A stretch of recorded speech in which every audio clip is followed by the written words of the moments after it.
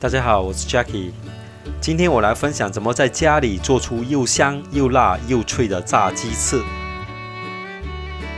这里我准备了800克左右的翅中和翅根来腌一下味道。先下1茶勺的盐，1茶勺的蒜蓉粉，半茶勺的鸡粉，半茶勺黑胡椒粉，半茶勺白胡椒粉，半茶勺红椒粉。最后我下2茶勺的辣椒粉，不喜欢吃辣的就少放一点。然后我加了2汤勺的水，你要是不放水也可以放个鸡蛋代替。味道捞均匀，腌制2个小时之上就可以了。接下来我们来准备炸粉，下300克的中筋面粉，加上100克的马铃薯淀粉，再下半茶勺的苏打粉。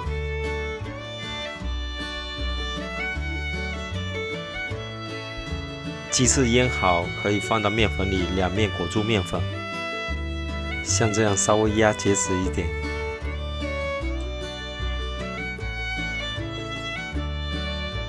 放到水里泡2秒钟，放回去再给鸡翅裹1次粉，用手指在鸡翅表面压几下，再搓几下，拿起来抖几下，鸡翅表面的鸡皮疙瘩，也就是鳞片就生成啦。锅里烧好油，油温达到160度左右，或者拿一块面粉的疙瘩试一下，像这样挣扎的上不来的，就是温度不够；像这样快速上来的油温就可以的。翅中和翅根可以分开炸，也可以一起炸。我这里是一起炸的。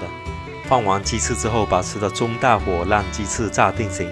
30秒之后，鸡翅炸定型了，就可以转小火。